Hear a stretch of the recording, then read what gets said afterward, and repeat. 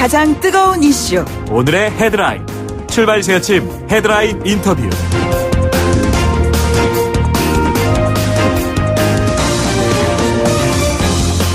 네, 오늘의 중요한 인터뷰 전해드리기 전에요. 아주 또 중요한 저희들 메시지 하나 청취자분들께 말씀드리도록 하겠습니다. 이번 주가 청취율 조사 기간입니다. 전화 응답으로 이뤄지고 있습니다. 아마 이번 전화 받으시는 경우가 있을 수 있을 겁니다. 어떠한 라디오 프로그램을 듣고 계십니까? 그럴 때는요.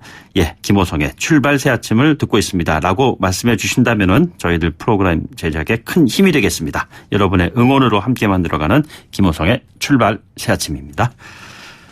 네, 가수 유승준 씨가요, 대법원 판결로 한국당을 밟을 수 있는 길이 열린 것 같습니다. 법의 판단과는 달리 하지만 17년이 지난 세월 앞에서도 국민 정서는 굉장히 싸늘합니다. 유승준 씨가 돌아오려고 하는 그 이유, 근본적인 원인이 어디 있는 것일까요? 최진영 변호사와 함께 유승준 씨 대법원 판결 이후의 상황을 짚어보도록 하겠습니다. 변호사님 어서 오십시오. 네, 반갑습니다. 최진영입니다. 대법원 1심, 2심과 다른 그 판결이 어떤 그 배경에서 이루어진 것이라고 보고 계시는지요, 변호사님께서는? 그렇습니다. 사실 방송에서 보면은 누구는 유승준이라고 하고 네네. 누구는 스티브 유라고 합니다. 사실 스티브 유라고 하는 사람 하시는 분들 같은 경우에는 이미 대한민국 국적을 상실했기 때문에 법률적으로 유승준은 없다. 네네. 그러면은 외국인이자 재외 그 교포인 스티브 유만 있는 것이 아닌가 하는 네네. 그런 어떤 반감이 여전히 많이 있는 것 같은데요. 말씀드린 것처럼 1, 2심에서는 안 되고 대법원에서는 된다라고 했는 이유의 핵심은 1, 2심은 사실 좀 더 일반적인 국민의 정서를 담은 것 같고 대법원 같은 경우에는 좀 더 큰 틀에서 봤을 때의 이 세계화 시대에 어떻게 보면은 재외 국민 동포들까지 다 포함해서 좀 더 품어 안으려고 하는 그런 정책 법원으로서의 어떤 그 뉘앙스를 느낄 수가 있었습니다. 네네. 저는 개인적으로는 1, 2심 법원이 판결이 좀 더 그 국민들 정서와 눈높이에 그리고 법을 있는 그대로 해석했을 때 좀 더 맞다라고 보는 반면에 그 대법원 같은 경우에는 법을 문자 있는 그대로 해석했다기보다는 그 취지에 좀 더 천착을 해서 대한민국 그 특히 이제 그 재외 국민 그 동포법 같은 경우에는 외국인보다 그 재외 동포를 좀 더 포용적으로 좀 탄력적으로 껴안아서 국력을 신장시키자라는 그런 취지라고 한다고 하면은 설령 외국인이라 한다 하더라도 어떤 문제가 생겼을 때 5년 정도 출입국이 제한되는 반면에 네네. 그거보다 좀 더 국민적 지위에 좀 더 가까운 재외 국민이라고 한다고 하면은 이제 그런 예전에 사회적 문제가 있다 하더라도 17년이 지난 이 시점이라고 한다고 하면은 품어 안는 것이 좀 더 마땅하지 않는가. 요거를 법률적으로 얘기하면은 비례 원칙에 네네. 어긋난다. 한마디로 지난번 그와 같은 그 거부 처분은 너무 심했다. 그렇기 때문에 다시 이것을 그 정당한지 여부를 판단을 하고 또 판단 내용을 보면은 이 그 대법원 판결 같은 경우에는 그 사건에 있어서는 아래 그 하급심 판결을 기속합니다. 그러면은 전체 취지를 봤을 때 파기환송받은 고등법원은 대법원 취지에 따라 판결을 해야 되는데 그렇게 되면 그 판결문에 뭐라고 돼 있냐면은 최종적으로 이 판결이 그 원고 승소가 될 경우에는 이 그 법무부와 이런 데도 그 판결의 취지에 따라서 처분을 해야 되겠다라는 그런 메시지를 사실상 던지고 있는 것 같습니다. 일반화되는 이제 과정에 들어가게 되는 것이죠. 근데 지금 유승준 씨 입국을 막았던 조항이 보면 우리나라에 위해를 끼칠 사람이다. 이렇게 생각되면 불허할 수 있다 하는 조항인데 이제 그런 것이 무의미하게 될 수도 있다는 얘기 아니겠습니까? 실질적으로 그렇죠. 네네. 말씀하신 것처럼 사실 우리가 이게 법률적으로 봤을 때는 두 가지 처분이 있습니다. 뭐냐면은 2002년에 본인이 이제 한국 국적을 포기하고 미국에 갔다가 다시 들어왔을 때에 우리가 당신 들어오지 못합니다. 네네. 좀 전에 앵커께서 말씀하신 것이 한마디로 출입국관리법 11조에 따라 대한민국 이익이나 공공안전을 해할 우려가 있을 때는 네네. 거부할 수 있다라고 해서 그때 들어오지 못하도록 했는데 그때는 소송을 안 했죠.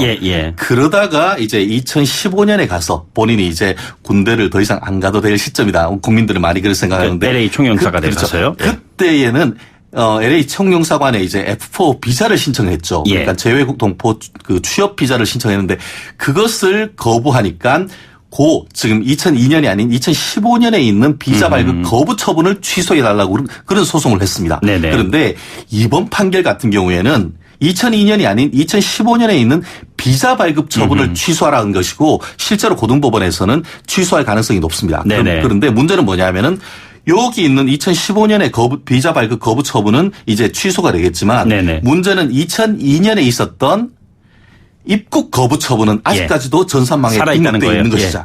그렇기 때문에 앞으로 비자는 새로 발급된다 하더라도 법무부가 해놨는 입국 거부 처분을 네네. 그걸 또 직권으로 처분 그 취소를 할 것인지 아니면은 여전히 법무부에서 설령 F4 비자를 그 총영사관에서 발급했다 하더라도 이러저러한 연유로 해서 네네. 입국은 우리가 받아줄 수 없다 할 수 있는 그런 그 가능성도 아직은 열려 있는 것 같습니다. 이 과거처럼 공항까지 와서 되돌아가는 사례가 또 벌어질 수 있다는 그럴 말씀이시잖아요. 가능성도 아직은 법률적으로 있는 겁니다. 예. 근데 F4 비자라는 것은 어떤 비자를 말하는 것입니까? 그렇습니다. 그 F4 비자란 것은 한마디로 재외 동포 비자인데요. 네네. 외국 국적을 취득한 동포를 위한 특별한 비자입니다. 아, 어떠한 조건이 있는 겁니까? 그래서 국내 거의 모든 취업 활동, 부동산 취득, 한마디로 그 대통령, 국회의원 선거하는 그런 투표권 이외에는 아하. 사실상 대한민국 사람과 거의 똑같은 입장을 합니다. 한마디로 그렇습니까? 한국에 들어와서 공연하고 음반 내고 TV에 출연하는 이 모든 것이 가능한 것이죠. 그러다 보니까 이 유승준 씨, 스티브 유가 한국에 아이들과 들어오고 싶었다 막 눈물을 흘리고 호소하지만 네네. 아니 그렇게 할 게 아니고 관광 비자로 들어오면은 그거 뭐 다 되는 걸 그렇게 어렵게 하느냐 뭐 그런 얘기가 있는 것이 바로 한마디로 그냥 관광 애들 데리고 와서 한국 보여주면 될 것이지 실제 F4 하려고 하는 것은 사실상 한국에 와서 공연하고 돈 벌려고 하는 것이 아니냐 그런 것에서 이제 국민들의 어떤 따가운 시선이 느껴지는 것이 F4 비자입니다. 관광 비자로 해서 들어와서 한국을 보고 하는 것 그 차원이 아니다. 지금 말씀하신 경제활동을 해서 경제활동을 한다는 것은 곧 자신의 수익을 낸다는 것이고 거기에 따른 세금도 또 내야 될 거 아니에요. 그렇습니다. 그런 부분들이 다 연관되어 있는 이슈겠네요. 그렇습니다. 실질적으로 지금 이 세금 관련돼서 이슈가 됐던 건 왜 그러냐 하면은 아시다시피 2014년에 미국에서 네네. 그 해외 미국 시민권자로서 해외에 가지고 어떤 계좌가 있다고 하면은 그것이 5만 달러 쉽게 말하면 우리나라 돈으로 한 5, 6천만 원 이상 되는 계좌가 있으면은 쉽게 말하면 스위스에 그 비밀 계좌가 있다 하더라도 그거 그거 신고를 해야 된다는 겁니다. 네네. 안 그러면 탈세로 해서 세금을 왕창 매기겠다라는 그런 취지인데요. 그러니까 그런데 문제는 우리가 소송을 그 스티브 유승준 씨가 2015년에 했단 말이에요. 네네. 그러니까 까마귀 날자 배 떨어지는 것처럼 마치 2014년에 그와 같은 이른바 해외 금융계좌 신고법에 의해서 네네. 이 신고 의무가 했는데 그 다음 해서 우리나라에 들어오려고 했으니까 어떤 세금을 면탈하려고 했는 것이 아닌가. 이중과세 방지협정이나 뭐 그런 거 통해서 하는 것이 아니냐. 그런 의혹은 있는데 결론적으로 얘기했을 때 한국 사람이 아니고 미국 시민권자다 보니까 한국에서 돈을 벌건 중국에서 돈을 벌건 이 5만 달러가 넘으면은 이게 계좌를 신고해야 될 의무는 동일하다. 그래서 어떤 세무사님들이나 이런 분들도 말씀합니다만 세금에 있어서의 특별한 혜택이 있다고 보기는 어렵다. 이것이 네네. 나름대로 적어도 현재까지의 일반적인 법적 견해인 것 같습니다. 그러면 세금 문제에 관련해서 만약에 국내에 입국을 해가지고서는 본인이 공연을 한다거나 이런 것을 통해서 수익을 낸다거나 했을 때 세금을 우리나라에도 내고 미국에도 내게 됩니까? 그게 이중과세 방지 협정이 바로 그런 것이거든요. 네네. 예를 들어서 미국 법인이 한국에 와서 이제 금융활동 내지는 어떤 그런 비즈니스를 했다고 하면 네네. 한국에서 만약에 세금 내면 미국에서도 세금 안 내는 거죠. 그 또한 한국도 마찬가지죠. 한국이 미국 가서 이제 영업을 해서 미주 법인에서 세금을 냈다고 하면은 그것과 관련해서 한국에 들어오는 돈에 대해서는 세금 안 하는 것이 이른바 과세 방지 협정인데요. 제 기억에 재외 동포 내지는 해외 주재원 이런 분들이 2014년부터 같은 경우에는 사실 국내에 있는 거나 미국에 있는 거나 어떤 다 서로 이제 계좌를 신고해야 돼서 네네. 이제 해외에 돈 빼돌려 놓고 탈세하기는 어렵다. 그랬던 것이 아주 생생한 기억인데 그것과 지금 또 이중과세 방지 협정은 또 다른 또 차원인 것 같습니다. 그렇습니까? 이게 지금 조금 전에 변호사님께서 4년 전 상황 말씀하셨는데 4년 전에 비자 문제로 소송을 건 게 유승준 씨 나이가 그때 39살 때였었잖아요.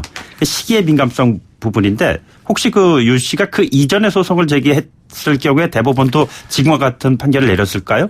그걸 어떻게 단정할 수는 없겠습니다만 본질적 차이가 있다고 보기는 어렵다라고 네네. 저는 생각을 하는데요. 실질적으로 이제 말씀하신 것처럼 지금 국민들이 특히 1심, 2심 2심 법원에서도 이와 같은 그 거부 처분이 맞다. 한마디로 대한민국의 판단이 맞다라고 판단했던 것은 2015년이라는 것이 39살이 되던 그때 아니겠습니까? 네네. 그런데 그 당시에 재외동포법상의 F4 비자 발급 거부 요건이 한마디로 38세까지 병역 거부를 해가지고 했을 경우에는 39세가 설령 그때까지 38세까지 됐다 하더라도 39세가 되면은 더 이상 그 재외동포법상의 F4 비자를 거부할 수 있는 요건이 안 되는 것이죠. 그러니까 계속 그렇게 기다렸다가 딱 거기에 맞춰서 F4 비자를 내고 그 다음에 이와 같은 소송을 제기했다는 점에서 대한민국 어떤 법률을 존중하거나 하려고 하는 그런 진정성을 찾아보기 어렵다.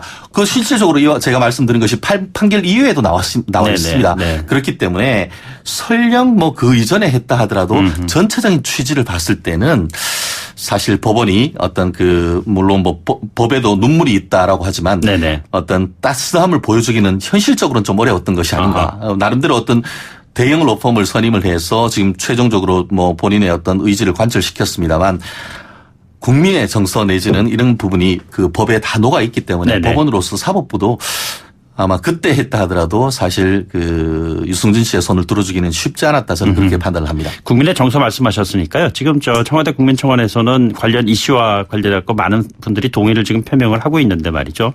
사실 이 같은 국민의 어떤 정서 이것을 이유로 해가지고서는 당사자의 입국을 금지할 수도 있는 그러한 상황의 가능성 어느 정도라고 보시는지요? 저는 그렇게 생각합니다.